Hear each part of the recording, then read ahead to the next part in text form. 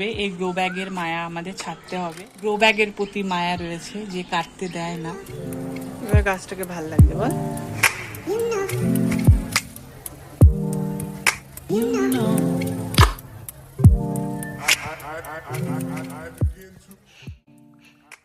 Hi everyone, তো তোমাদের আরেকটা নতুন ভিডিওতে আবারও স্বাগত জানাই। তো আজকে আমরা ভেবেছি গোলাপের, আমাদের এই যে গোলাপের চারাটা রয়েছে, মানে এটা এখন চারা নিয়ে অনেকটা বড় হয়ে গেছে।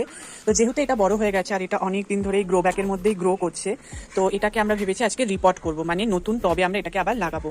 তো এটার কিছু স্টেপ রয়েছে, সেগুলো এবার আমরা দেখে নেবো এক এক করে। তো তোমরা পুরো ভিডিওটা দেখো, আর ভিডিওটা যদি ভালো লেগে থাকে তাহলে একটা লাইক করে দিও। ফার্স্টের যে স্টেপ সেটা হচ্ছে টব বাছা। তো আমি সাজেস্ট করব, তোমরা যদি নতুন বাগানি হও আমাদের মতো, তাহলে সবার প্রথম তোমরা মাটির যে 10 ইঞ্চি টবগুলো হয় সেগুলোই নিও। আমার যে গাছটা রয়েছে সেটার জন্য 10 ইঞ্চি একদম সাফিসিয়েন্ট। যদি তোমাদের চারা গাছের থেকে ছোট হয় তাহলে তোমরা 8 ইঞ্চিও নিতে পারো, কিন্তু হ্যাঁ, এটা মনে রেখো সেই গাছ কিন্তু তোমাদের আবারও রিপোর্ট করতে হতে পারে। এবার হচ্ছে গোলাপের চারা পোতার জন্য সাফিসিয়েন্ট মাটি যেটা, সেটা আমি 10 ইঞ্চির জন্য এখানে এতটা পরিমাণ মাটি নিয়েছি। এটা নর্মাল গার্ডেন যে মাটি হয়, গার্ডেনে ব্যবহার করার জন্য সেই মাটি।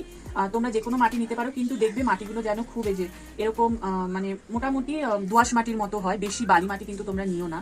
আর তার সাথে সাথে আমি প্রায় এই মাটির প্রায় হাফ আমি এখানটায় গোবর সার নিয়েছি, আর এখানটায় আমি তার থেকে কম একটু ভার্মি কম্পোস্ট নিয়েছি। তোমরা চাইলে শুধু ভার্মি কম্পোস্ট নিতে পারো, আর না হলে তোমরা শুধু গোবর সারও ইউজ করতে পারো।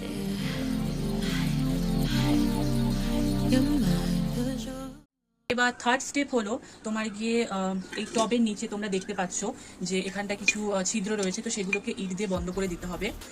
এবার আমার বাগানে কিছু এরকম শুকনো পাতা আর ফুল পড়েছিল, সেগুলো নিচে দিয়ে দেবো।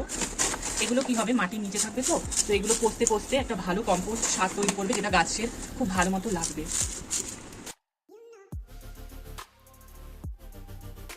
এবার আমাদের যে গ্রো ব্যাগটা রয়েছে, এই গ্রো ব্যাগটাকে কেটে ফেলতে হবে। এই গ্রো ব্যাগের মায়া আমাদের ছাড়তে হবে, কারণ এই গ্রো ব্যাগটা আমি যদি না কাটি তাহলে আমি গাছটাকে ঠিকভাবে এখান থেকে বের করতে পারবো না। তো এই মাটিগুলোকে কি করবে, একটু হালকা হাতে ছাড়িয়ে নেবে।